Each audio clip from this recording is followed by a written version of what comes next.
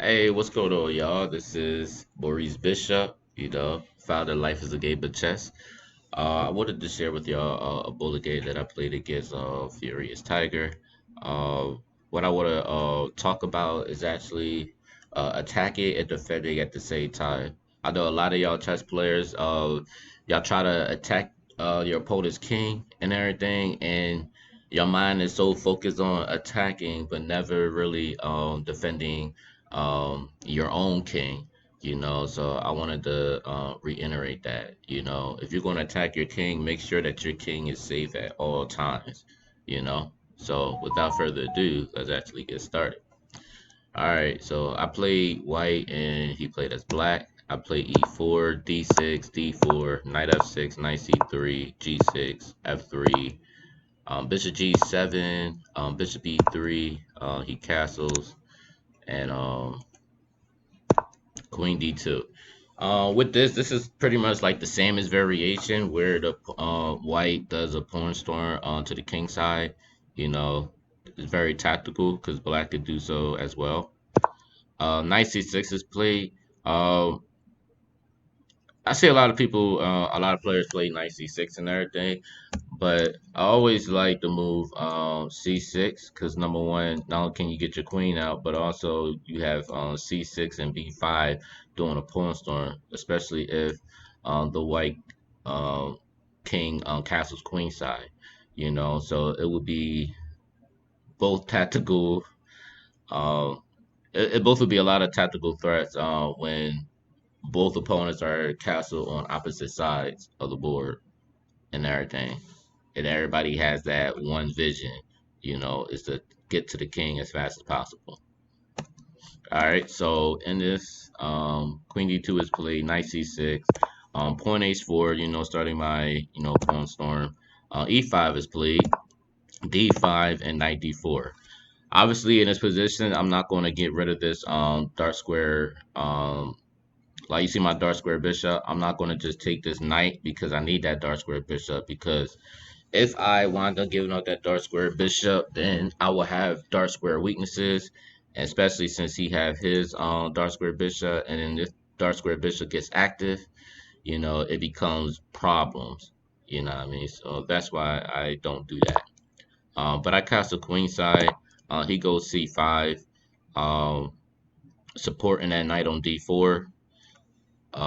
Me and again, me still taking his knight is like I said, I'm giving away my dark square bishop, and then with his pawns in the center of the board, which is like real crazy, and then he'll once he get this bishop out, he'll have a rook c5 where the purpose of rooks going to c8 is to actually sack on c3 to open up um black's king. I mean white's king side or white's queen side because he casts a queen side.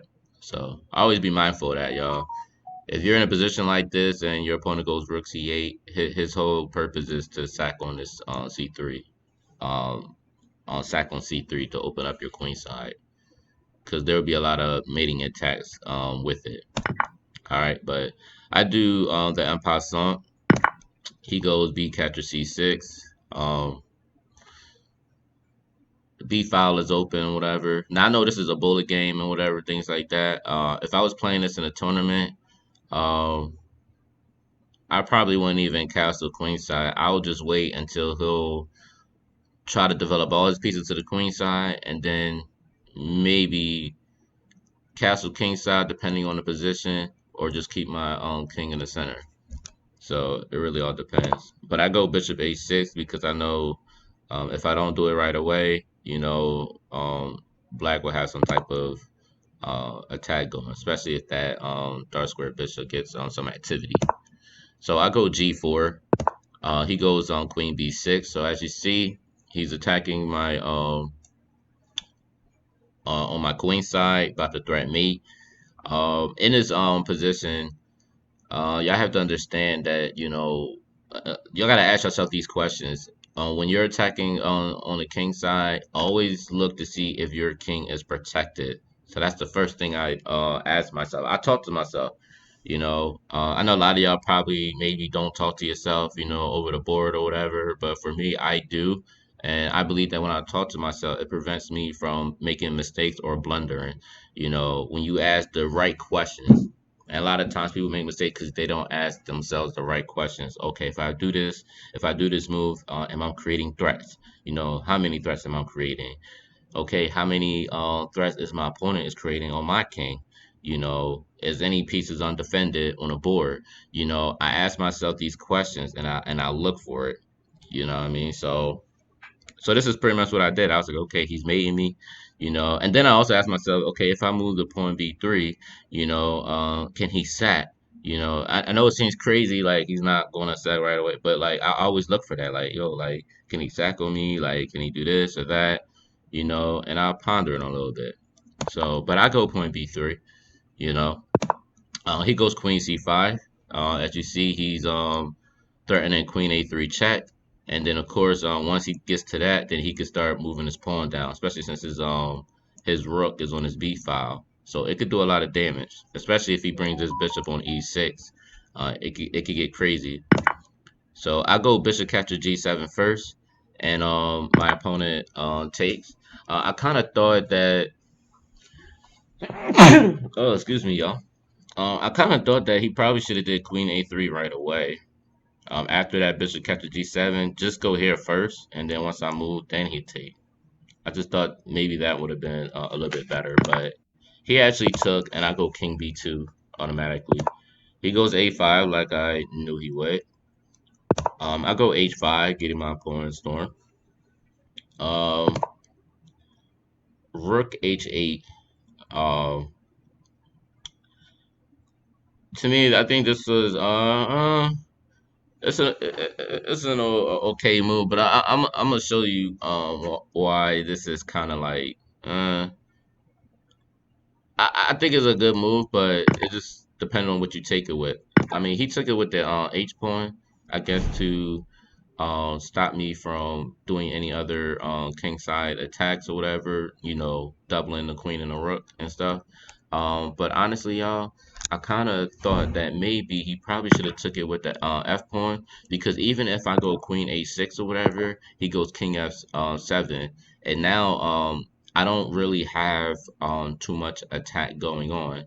I mean, I could go knight H3 to threat knight G5, but he does have this knight catches F3, you know. So now if I do go knight G5, he'll just take, you know. And the rule of thumb, believe it or not, I brought Ginger GM method course um, a while ago, and he always said if you have at least 3 or 4 pieces attacking on the king side, then you can definitely start an attack and you know maybe sack a piece or whatever to get some matings in. So that was one of the principles.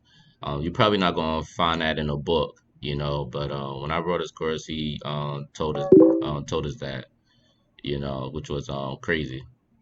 But yeah, but I don't have 3 or 4 pieces surrounding my king at all. But I think this would have been pretty okay for black, you know, and for white, I still gotta, you know, figure out what I want to do, you know. But anyway, he takes with the H pawn. I automatically take with the rook. He takes, and then I go queen a6. Now notice, because I got my queen on a6, it doesn't matter where this king goes to. I mean, obviously the only move he can go to is maybe knight h7 or king g8 or whatever. But the thing is, the whole purpose of this is he's not going to be able to get to king f8 because my queen is still here. All right. So king g8 is played, and then I develop with bishop d3. The whole purpose it's not me just developing. All I'm trying to do is get this knight out so I can go rook h1, so I can mate him on h8. You know, that's what I'm trying to do. So he goes bishop b6, you know, developing. Eventually he's going to want to maybe sat, but probably not right yet. Probably not right now because he'll have to go maybe like um maybe not a4 yet, but but soon it will come. Knight e2 is played. Um, he goes knight c4. As you can see, he's starting it twice, but I have my knight on e2 defending. But I think the real threat was him trying to go queen a3 check, you know, to get my king as far in the corner as possible so that he could start marching his pawns in. So I saw that. So I go rook h1. Even if he decides to go queen a3, I'm still safe because I could go king a1, and he's not really threatening anything right now. Even if he takes this knight, I'm still pretty safe. I have the bigger threat on him because I'm mating him. So knight h5, that's what he played. And what I did is, again, the rule of thumb, if you have 3 or 4 pieces surrounding your king, you can start an attack or whatever. As you can see, he has his rook on the b5. He has his knight really close to my king, his queen closer to my king, and he has his bishop closer to my king. So I wanted to eliminate, you know, some of these attacks. And I probably didn't even have to take, but for me, I decided to take anyway, just to prevent any other knight trickery moves and whatever, things like that. So, and that's why I did what I did. So I go bishop catches b5, c catches b5, and I understand he took the pawn because maybe he could still try to do some pawn moves or whatever, things like that. I mean, I get it. But I go knight g3. And the whole point of knight g3 is if he takes this knight, then again, this is on checkmate. But also, what I'm really threatening is knight captures. Not with the pawn. I'm not gonna take with the pawn. I'm gonna take with the knight. Because if I take with the knight, like for instance, show y'all something. Like, I don't know, let's say he just comes here or whatever. If I take with the knight and he takes with the pawn, then I still have rook catches h5, and this mate is pretty much unstoppable. After that, even if you go f6, queen h8, he comes here and then here, and then number one, I'll win a rook number one, which is good. But there's actually should be some mates coming in here.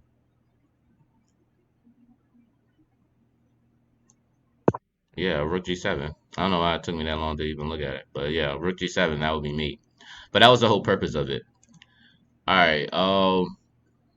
So yeah. So knight g3. He actually goes b4, which is where he goes. He goes b4. And what I did was I went knight a4. Locking the position in. I'm hitting his queen. He can't come to the square because of knight catches c3. So he does another move, queen d4. I go king b1. I'm still covered. It's not like he could really sack on here because then I'll take back. And as you can see, he only have 1 and 2 pieces, surrounding my king. But even I can't really say 2 pieces because this b4 is block or this b4 is blocking the rook from even getting in or whatever. So I technically say only 2 surrounding my king, the queen and the bishop. But even with that, that's not enough to get me right now. Um, so with here, I have 3 pieces, and again, that's the rule of thumb. You have 3 or more pieces, whatever. You can start an attack, and you can start doing some mating attacks on your opponent. So so I have a rook right here, a knight, and then I have a queen right here that's blocking his access. All right. So f5 is played, and I go knight captures h5. Obviously, again, if he takes this pawn, rook catches h5, and that's pretty much crazy. But I think if I would have took with the rook, if I would have took with the rook, I think he could actually get a perpetual draw. I mean perpetual check.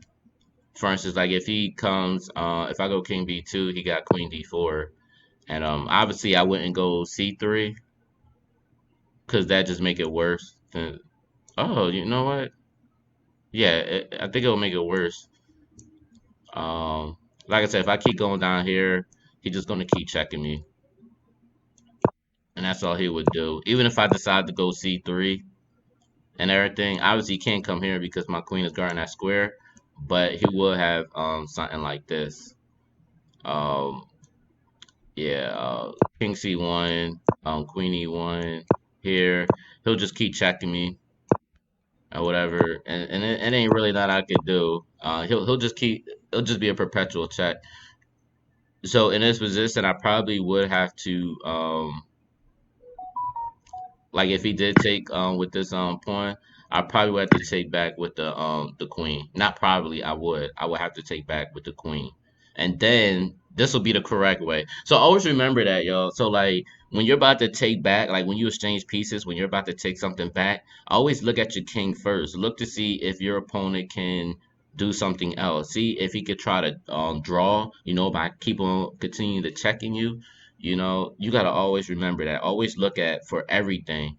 Look for if he's trying to do some mating attacks on you or maybe some other tactical threats on you. Or, even if it's not tactical threats, it could be him trying to draw a position. So you got to be mindful of which piece you take with. Because if I would have, again, if I would have took, if he takes my knight, if I would have took with the rook, I would have pretty much turned a winning position into a draw position, and that's not something you want to do. So always take your time, especially in tournaments, take your time, think what you're about to do, and just be mindful of, perpetual checks. Perpetual checks is always out there. So you just need to really look at it before you start exchanging pieces and really make a decision on which piece to take, so that's always imperative. All right. So yeah, knight catches h5. That's what I did. Um, I guess because he saw that if he would have took with the pawn again, I'll take with the queen. Um, it'll probably be inedible for a mate and everything. But he decides to try to get away as fast as possible. But that wasn't the case because I go queen g7 check. Um, this bishop is blocking him from even getting to the square, so he's stuck. So once you get to that eighth rank, man, that's pretty much it. Knight f6 check. He goes king d8. It's not like he could go on the seventh rank because my queen is guarding all this square. And then of course, rook h8 check. The only thing he could block it with is with this bishop, and then rook captures g8 checkmate. You know, so this is pretty much how you attack and defend at the same time, especially playing on the sandwich. But also, y'all be mindful of which piece y'all take with because you could turn a winning position into a drawing position, sometimes losing position, depending on the position. So, guys, I hope y'all enjoyed this video. If you really enjoyed it, please like, please share, please comment. Let me know what you think, and don't forget to subscribe. All right, y'all. Peace.